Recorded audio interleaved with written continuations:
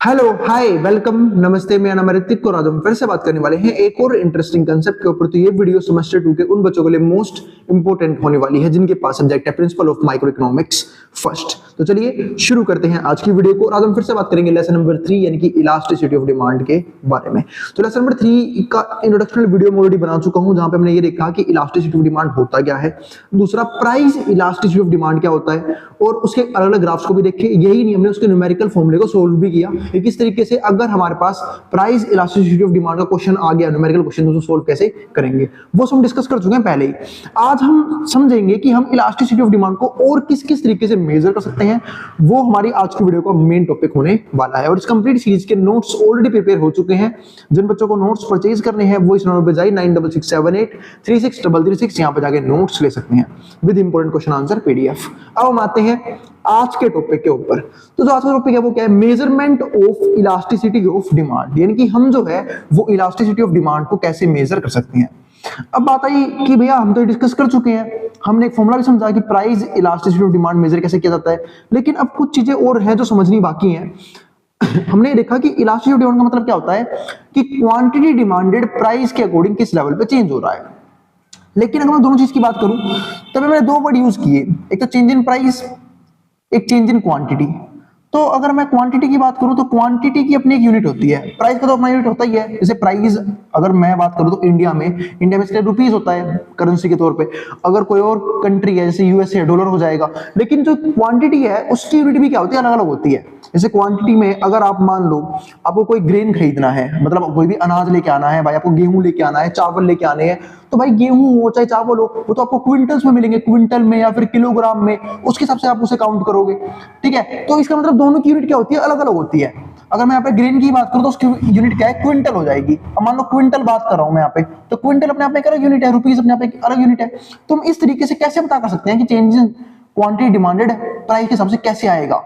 तो इसी के लिए हम एक मेथड यूज करते हैं, उसको क्या बोलते हैं, percentage change in quantity demanded divide by percentage change in price. इससे हमारा क्या आता है, इलास्टिसिटी ऑफ डिमांड आता है, जो मैं डिस्कस किया भी था प्रीवियस चैप्टर में, वही बात यहाँ पे है। तो elasticity of demand is always measured in terms of percentage change in prices according and quantity demanded, यानी कि प्राइस में किस रेट से चेंज हो रहा है, यानी कि पहले इनिशियल प्राइस क्या था और अब प्राइस क्या है, फिर इनिशियल क्वांटिटी क्या थी और अब फाइनल क्वांटिटी क्या है।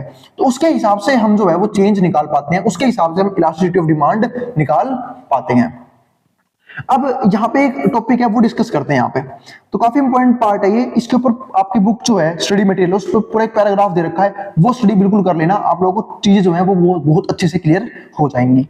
ये काफी इंपॉर्टेंट चीज है ये। Suppose that original price of wheat was 100 rupees per quintal and that of radios are 500 रुपए पर सेट। मतलब रेडियो देखो दो गुड्स की बात करी गई है यहाँ पे, एक तो गेहूं की, यानी कि व्हीट का कंपैरिजन किससे चल रहा है, रेडियो से।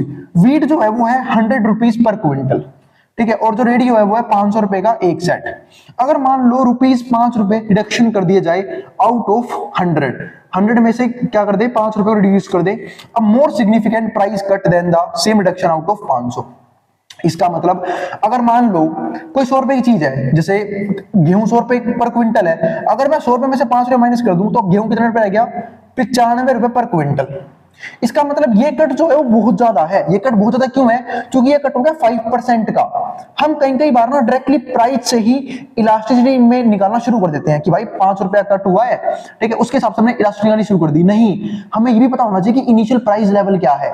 इसे तो मैंने बात करी, हम ऊपर क्या निकालने की बात कर रहे थे, percentage change in quantity demanded और percentage change in quantity percentage change in price. हम दो चीजों की बात कर रहे थे ऊपर।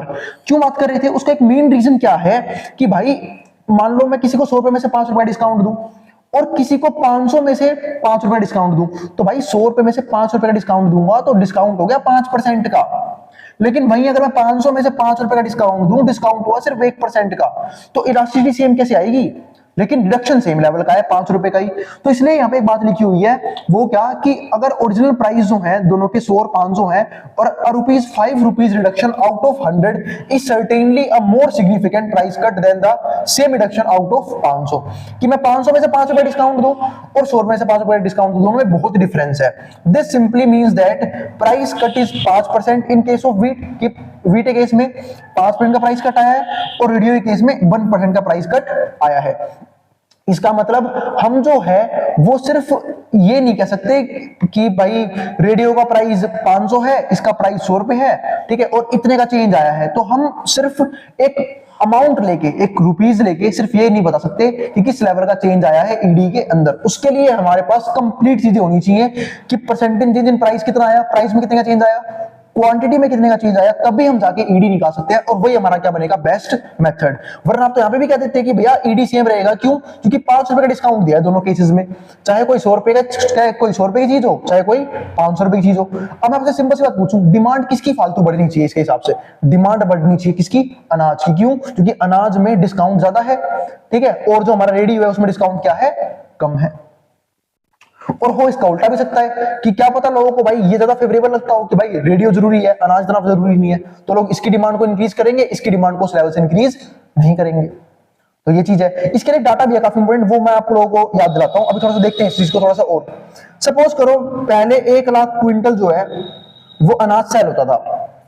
अब 1 लाख क्विंटल अगर अनाज सेल किया जा रहा है और मैं यहां पे 5 रुपए का डिस्काउंट दे रहा हूं पर क्विंटल, अब जो है लोगों ने 1 लाख से कितना कर दिया, 1,10,000 ये बढ़ा दिया, ठीक है, क्योंकि सिंपल सी बात है, अगर प्राइस कम होगा तो क्वांटिटी लोग ज्यादा परचेज करेंगे according to law of demand. और 5 रुपए का डिस्काउंट मिला है किस चीज पे, कितने पे, 500 रुपए पे। तो जो रेडियो थी पहले मान लेते हैं कितनी थी, 10,000 खरीदी जाती थी, अब कितनी खरीदते, 10,500। तो अब बात है किसी क्वांटिटी डिमांड में बढ़ाई है। अब कई बोलेंगे भैया इस 10,000 को बढ़ाया ज्यादा, पर भाई बढ़ाया कितने पे तो देखना पड़ेगा ना। यहाँ पे लोग पहले 10,000 क्वांटिटी खरीद रहे थे, अब 10,500 खरीद रहे हैं। कितने से बढ़ाया है इन लोगों ने, इन्होंने बढ़ाया है 5% से डिमांड को। यहां पे खरीद रहे थे कितने लोग, पहले 1 लाख लोग, अब कितने खरीद रहे हैं, 1,10,000। थोड़ा चेंज कर देता हूं मैं इसको, मैं इसको कर देता हूं 1 लाख, या फिर यही ठीक 1,01,000 कर देता हूं, 1,01,000। तो अब कितने चेंज आया है यहाँ पे, सिर्फ 1% से, 1% से बस ये चेंज आया है और कोई चेंज ही नहीं आया। अगर आप यहाँ पे देखोगे तो देखो पहले जब प्राइस गेहूं का 100 रुपए पर क्विंटल था तो 1 लाख लोग खरीद रहे थे। अब मान लेते हैं 1,01,000 लोग खरीद रहे हैं। पहले रेडियो 10,000 लोग खरीद रहे थे, अब 10,500 लोग खरीद रहे हैं। तो बढ़ा कहां पे, क्वांटिटी ज्यादा, क्वांटिटी ज्यादा बढ़ी यहाँ पे 1,000 रुपए बढ़ा है। यहाँ पे कितना बढ़ा है, सिर्फ और सिर्फ 500 रुपए। लेकिन अगर आप ध्यान से समझो तो यहाँ पे सिर्फ 1% डिमांड बढ़ी है। 1% डिमांड क्यों बढ़ी, 1% डिमांड बढ़ने का रीजन ये है क्योंकि लोगों ने सिर्फ 1,000 लोगों ने खरीदना शुरू किया है, और जो कि पहले 1 लाख लोग जो हैं वो खरीदे थे, अब सिर्फ 1,000 लोगों ने बढ़ाया है। तो मैं इसको तो लूंगा साथ साथ। इससे हम क्या निकालते हैं, परसेंटेज चेंज इन क्वांटिटी, कि भाई 1,000 रुपए चेंज आया 1,000 रुपए से कितने पे आया है, 1 लाख पे, और इंटू में 100 कितना बनेगा आपका, ये 3 और 2 5, 0 से 5 0 कट गई, 1% आपका आंसर बनेगा सिर्फ यहाँ पे। लेकिन यहाँ पे पहले 10,000 लोग खरीद रहे थे, अब 10,500 रुपए 500 लोग खरीद रहे हैं, तो चेंज कितने का आया, देखो 500 लोगों ने खरीदना बढ़ा दिया है डिमांड को, और कितने बढ़ाया, 10,000 रुपए, और इंटू में क्या आएगा, 100। तो 2 और 4 0 खत्म, 4 0 खत्म, 5% लोगों ने। तो आप सिर्फ क्वांटिटी को देख के ये नहीं कह सकते कि भाई इसमें डिमांड ज्यादा बढ़ी है, इसमें डिमांड कम बढ़ी है, नहीं, हमें इनिशियल क्वांटिटी भी लेना पड़ता है और इनिशियल प्राइस लेवल भी चेक करना पड़ता है। तो हर एक चीज चेक करने के बाद तब हम निकालते हैं। इसलिए जो पार्ट है काफी इंपोर्टेंट था। कई लोग सिर्फ प्राइस और क्वांटिटी के हिसाब से समझ रहे थे कि ईडी कहां पे ज्यादा होगा, ऐसा कुछ नहीं है। हमें कंप्लीट बातें जब तक नहीं पता होंगी हम ईडी को सही कैलकुलेट नहीं कर सकते। इसलिए यहाँ पे लिखा हुआ है कि measurement of elasticity of demand का सही तरीका क्या है, जब हम परसेंटेज चेंज इन प्राइस और क्वांटिटी दोनों, क्वांटिटी डिमांडेड दोनों निकाल लें। अब आता है आगे अगला टॉपिक, मेथड्स ऑफ मेजरमेंट। ठीक है, अब आप समझते हैं मेथड ऑफ मेजरमेंट क्या होता है। अब इसमें पहला जो मेथड है उसको हम पता है क्या बोलते हैं, द टोटल आउटले मेथड। अब एक टोटल आउटले मेथड का मतलब पता है क्या, कि टोटल कितना सेल जनरेट हो रही है, टोटल कितना रेवेन्यू जनरेट हो रहा है। अब यहां पे 3 चीजें आती हैं। हमने ईडी के 3 मेन केस समझे थे। एक तो जब हमारा ईडी ग्रेटर देन 1 हो, एक जब हमारा ईडी इक्वल्स टू 1 हो, एक जब हमारा ईडी लेस देन 1 हो। ये 3 केस है हमारे पास। सपोज करो जब ईडी हमारा ग्रेटर देन 1 होगा, इसका मतलब क्या है कि प्राइस में चेंज कम आ रहा है, क्वांटिटी में चेंज ज्यादा आ रहा है। इसको हम बोलते हैं ईडी ग्रेटर देन 1 का केस। तो इस केस में हमारा जो रिवेन्यू है वो क्या करेगा, इंक्रीज करेगा। एडी इक्वल्स टू 1 के केस में मैं कह सकता हूं कि जितना रिवेन्यू है उतना ही रहेगा, मतलब जितनी चेंज क्वांटिटी में आया उतना चेंज ही प्राइस में आया। और ईडी लेस देन 1 का मतलब क्या है, क्योंकि देखो ईडी का अगर सिंपल सा फॉर्मूला मैंने आप लोगों को सिखाया था प्रीवियस वीडियो में, तो आप लोगों को याद होगा, वो था percentage change in quantity upon में परसेंटेज चेंज इन प्राइस। मैंने आपको उस वीडियो के लास्ट पार्ट में एक बात और समझाई थी कि ईडी ग्रेटर देन 1 का मतलब क्या है। ईडी ग्रेटर देन 1 कब आएगा, जब ऊपर वाला न्यूमरेटर क्या हो, डिनोमिनेटर से ज्यादा हो, यानी कि परसेंटेज चेंज इन क्वांटिटी ज्यादा हो और परसेंटेज चेंज इन प्राइस क्या हो, कम हो, तभी हमारा ईडी क्या है, ग्रेटर देन 1 आएगा, वरना हमारा ईडी ग्रेटर देन 1 नहीं आ सकता। तो ईडी ग्रेटर देन 1 का मतलब क्या है कि चेंज इन क्वांटिटी ज्यादा है और चेंज इन प्राइस क्या है, कम है। अगर ऐसा होता है इसका मतलब लोग प्राइस में थोड़ा ही चेंज आया है पर लोगों ने क्वांटिटी में ज्यादा चेंज कर दिया। सपोज करो प्राइस जो है वो थोड़े से कम हुआ, तो लोग एक सिंपल सा होता है प्राइस कम हुआ तो डिमांड बढ़ाएंगे, लेकिन डिमांड बढ़ रही है फालतू से, तो रिवेन्यू कम मिलेगा ज्यादा मिलेगा, रिवेन्यू ज्यादा मिलेगा। इसका एक बेस्ट एग्जांपल लेते हैं, ठीक है। अब मैं आपको एग्जांपल लेके दिखाता हूं। सपोज करो कोई 10 रुपए की चीज थी, तो लोग जो है, ठीक है, मैं यहां वहां कर रहा हूं, कोई जगह भी तो खाली नहीं है, 1 मिनट, एक काम करता हूं, पहले आप यहां तक उतार लो, फिर मैं ना ये वाला पोर्शन मिटा देता हूं पूरा का पूरा, फिर हम समझते हैं इस टोटल आउटले मेथड को, ठीक है। उससे पहले रीड कर लेते हैं टोटल आउटले मेथड होता क्या है, फिर मैं आपको सारे एग्जांपल देके समझाऊंगा अच्छे से इस चीज को। तो when due to a price change the quantity demanded of a good change this tends to change the outlay of consumers. अब यहां पे देखो, अगर किसी भी तरह का प्राइस में चेंज आया, ठीक है, price change the quantity demanded, तो अगर प्राइस में चेंज आया तो क्वांटिटी डिमांडेड भी क्या होगी, चेंज होगी। अगर प्राइस को बढ़ाया गया है तो क्वांटिटी डिमांडेड कम होगी, और प्राइस को कम किया गया तो क्वांटिटी डिमांडेड बढ़ जाएगी। तो this tends to change in the outlay of consumer. तो कहीं ना कहीं कंज्यूमर का जो कमोडिटी खरीदने का तरीका होता है वो भी चेंज हो जाता है यहाँ पे। तो we know that if the percentage change in quantity demanded is greater than percentage change in price, the total outlay of the consumers will be larger than the before। इसका मतलब क्या है कि अगर परसेंटेज चेंज इन प्राइस जो है वो क्या है, क्वांटिटी डिमांडेड क्या है, ज्यादा है परसेंटेज चेंज इन प्राइस से, इसका मतलब लोग क्वांटिटी में चेंज ज्यादा कर रहे हैं, प्राइस में चेंज कम कर रहे हैं, इसका मतलब यहाँ पे रिवेन्यू पे बहुत मेजर फर्क पड़ेगा। अब वो कैसे पड़ेगा वो मैं आपको भी एग्जांपल देकर समझाऊंगा, ठीक है। अब इसी को हम क्या बोलते हैं, तो change in price, the total outlay of the consumers will be larger than the before in case of fall in price and larger than before in case of rise in price। अब दोनों चीज discuss करते हैं, पहले इसको एक बार उतार लो, जहां तक जो उतारना है, फिर मैं से मिटाता हूं, फिर हम डिस्कस करेंगे मैंने भी आपको क्या समझाया और कैसे वो चीज काम करती है। चलो फिर हम देखते हैं इस चीज को। तो मैंने आपको यहाँ पे 3 केस समझाए थे, वो तीनों केस यहाँ पे डिस्कस करते हैं एक बार। तो ईडी जो है वो 3 तरह के थे, एक तो ईडी हमारा less than 1, ED equals to 1 और ईडी हमारा ग्रेटर देन 1। ये 3 केस है हमारे पास। ईडी लेस देन 1 होने का मतलब क्या है कि ईडी लेस देन 1 है, इसका मतलब परसेंटेज चेंज इन क्वांटिटी कम है परसेंटेज चेंज इन प्राइस से, यानी कि प्राइस में चेंज ज्यादा से हो रहा है, क्वांटिटी में चेंज कम से हो रहा है। ईडी इक्वल्स टू मतलब क्या है, percentage change in quantity equals to percentage change in price. और एडी ग्रेटर देन 1 होने का मतलब क्या है कि परसेंटेज चेंज इन क्वांटिटी ज्यादा है, परसेंटेज चेंज इन प्राइस कम है। ये 3 चीजें हैं यहाँ पे। अब ये 3 चीजें हैं, इन तीनों को डीप में डिस्कस करते हैं एक बार, ठीक है। अब यहाँ पे टोटल आउटले मेथड क्या बोलता है वो समझते हैं। सपोज करो कि एक कंज्यूमर है, ठीक है, वहां पे जो पहले किसको डिस्कस कर रहा हूं मैं, वहां पे प्राइस में चेंज हुआ ज्यादा से, क्वांटिटी में चेंज हुआ कम से, तो रिवेन्यू पे क्या फर्क पड़ेगा, रिवेन्यू भाई कम हो जाएगा। कम क्यों हो जाएगा वो डिस्कस करते हैं अब।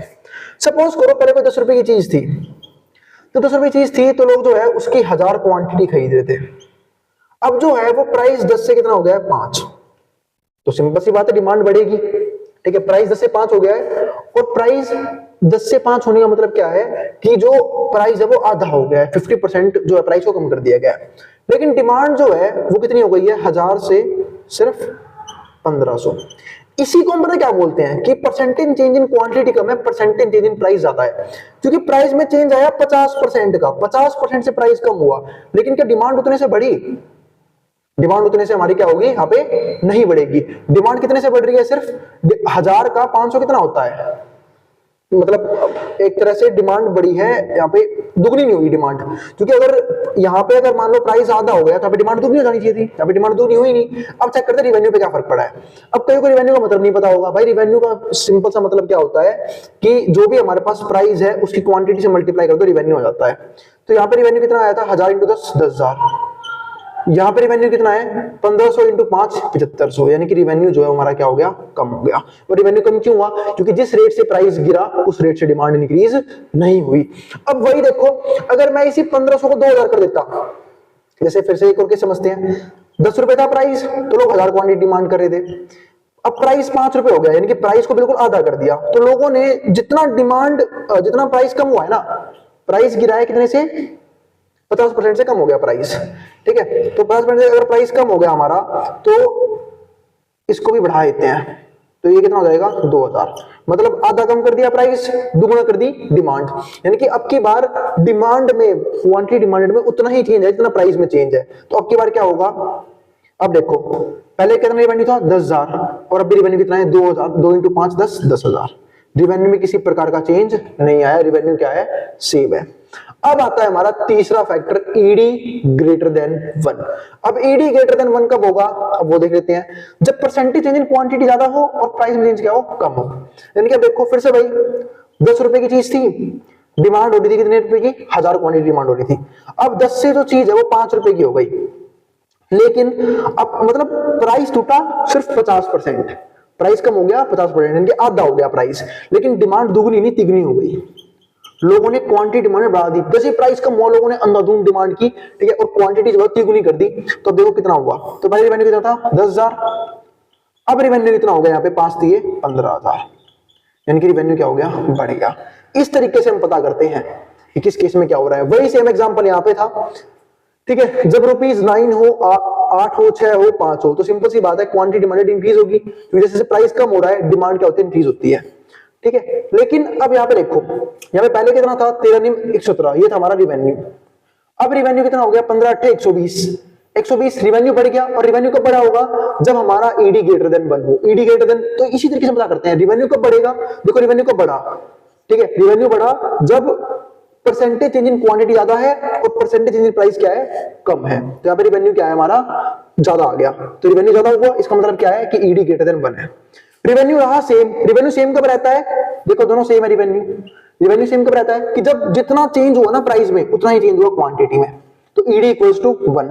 और रिवेन्यू कम कब होता है, जब ईडी लेस देन 1 हो, यानी कि क्वांटिटी में चेंज हो कम से, देखो यहाँ पे क्वांटिटी में चेंज हो कम से और प्राइस में चेंज हो ज्यादा से, उस केस में जो हमारा रिवेन्यू है वो हमारा क्या होता है, यहाँ पे कम हो जाता है। तो वो देखो ईडी लेस देन 1, तो इसी को बोलते हैं टोटल आउटले मेथड। यानी कि हम रिवेन्यू को कैसे यूज कर सकते हैं अपना ईडी चेक करने के लिए, वो था ये मेथड टोटल आउटले मेथड। वैसे तो मैं और भी सीरीज में पढ़ा चुका हूं और उम्मीद आपको टोटल आउटले मेथड समझ में आ गया होगा। और अगर नहीं आया समझ में तो कोई दिक्कत नहीं है, आप वीडियो में कमेंट बॉक्स में कमेंट कर देना, मैं इस पूरी वीडियो को दोबारा बनाने की पूरी कोशिश करूंगा कि टोटल आउटले मेथड आपको एक सेपरेट वीडियो में अलग से दोबारा समझा दूं, क्योंकि काफी इंपॉर्टेंट मेथड है टोटल आउटले मेथड। अब आता है अगला topic, the graphical method of measuring elasticity. Graphical method तो मैं ऑलमोस्ट सारे पढ़ा चुका था कि हमारा जो ईडी है वो हॉरिजॉन्टल कब होता है, वर्टिकल कब होता है, यूनिटरी इलास्टिसिटी ऑफ डिमांड क्या होता है, या फिर इलास्टिक क्या होता है और इलास्टिक क्या होता है। क्योंकि पिछली वीडियो के लास्ट में मैंने 5 ग्राफ समझाए थे, जहां पे मैंने आपको ये समझाया था कि हम ग्राफिकल मेथड से इलास्टिसिटी कैसे निकाल सकते हैं।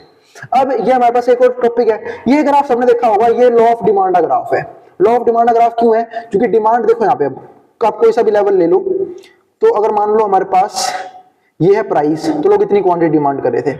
अब सपोज करो प्राइस P से P1 हो गया, लोगों ने क्वांटिटी Q से Q1 कर दी, बढ़ा दी क्वांटिटी। ये लॉ ऑफ डिमांड का ग्राफ है। और जो चेंज आया ना, ये चेंज है, इसी को हम क्या बोलते हैं, ईडी बोलते हैं। तो ये हमारा क्या बन गया, ग्राफिकल मेथड, ठीक है। अब आता हमारा तीसरा मेथड। तीसरा मेथड में ए पार्ट क्या है, the concept of arc elasticity. अब एक कंसेप्ट ऑफ आर्क इलास्टिसिटी का मतलब क्या है कि यहाँ पे हम डिफरेंट रेशियोज मेजर करते हैं, अलग अलग रेशियो को मेजर करते हैं, ये चीज पता करने के लिए कि प्राइस की वजह से डिमांड किस किस लेवल पे चेंज हो रहा है। इसे हम क्या बोलते हैं, the concept of arc elasticity. अब मेथड क्या है मेजरिंग इलास्टिसिटी का, इस वाले कंसेप्ट से, ये रहा फॉर्मूला उसका, Q1 माइनस में Q0, P1 माइनस में P0, P1 plus P0, Q1 plus Q0। अब बात है Q1 क्या है भाई, Q1 जो है ना, ध्यान रखना, Q1 जो है वो है फाइनल क्वांटिटी, फाइनल क्वांटिटी। जो ये Q0 है इसको हम बोलते हैं इनिशियल क्वांटिटी, जो हमारा P1 है उसको हम बोलते हैं फाइनल प्राइस, और जो हमारा P0 है इसको हम बोलते हैं, P0 को क्या बोलेंगे हम, हाँ, इनिशियल प्राइस, यहाँ पे आई लगा लेना, हाँ ठीक है। अब ये हो गया हमारी सारी चीजें। अब बस हम एक न्यूमेरिकल करेंगे, फिर हम इस वीडियो को क्लोज कर देंगे, जहां पे हम इस क्वेश्चन को सोल्व करेंगे किस वाले मेथड से, method for measuring elasticity with the help of arc elasticity. तो ध्यान रखना, आर्क इलास्टिसिटी का मतलब क्या है कि जब हम डिफरेंट प्राइस लेवल पे डिफरेंट क्वांटिटी को मेजर करते हैं उसको हम क्या बोलते हैं, आर्क इलास्टिसिटी। अब यहां तक इसको जो उतार सकता है मेट्रोन बोर्ड के सामने से, फिर एक न्यूमेरिकल क्वेश्चन करेंगे, फिर हम इस वीडियो को पोस्ट कर देंगे, जो उतार सकता है मेट्रोन बोर्ड के सामने से। चलो फिर अब हम देखते हैं न्यूमेरिकल क्वेश्चन। इसमें बोला क्या है, due to fall in price of a commodity ₹10 to 8, मतलब 10 से 8 तक प्राइस कम हो गया, तो मैं कह सकता हूं कि जो इनिशियल प्राइस है यानी कि जो P0 है वो 10 है अकॉर्डिंग टू फॉर्मूला, ठीक है। और जो हमारे पास P1 है वो 8 है फाइनल प्राइस। उसने बोला per unit quantity demanded of the increase from 1000 to 1500, मतलब जो क्वांटिटी है वो 1000 से 1500 हो गई, तो मैं कह सकता हूं कि जो Q0 है वो 1000 है इनिशियल क्वांटिटी, और जो Q1 है वो कितना है, 1500 है। ये आ गया हमारे पास, हमने चार चीज निकाल ली। अब फॉर्मूला क्या है हमारे पास, देखो उसने बोला क्या है, what will be the value of arc elasticity. अब देखिए ध्यान रखना कि ये फॉर्मूला सिर्फ और सिर्फ आप आर्क इलास्टिसिटी वाले केस में ही अप्लाई करोगे, वरना किसी और केस में फॉर्मूला अप्लाई नहीं होगा। Q1 माइनस Q0 कितना है, 1500, Q0 कितना है, 1000। नीचे क्या है, P1 माइनस P0 कितना है, 8, P0 कितना है, 10, ठीक है। और P1 प्लस P0 कितना है, 8 प्लस P0 कितना है, 10। नीचे क्या है, Q1 प्लस Q1 कितना है, 1500, और प्लस में Q0 कितना है, 1000। ये आ गया, बस उसे सोल्व कर दो अभी से।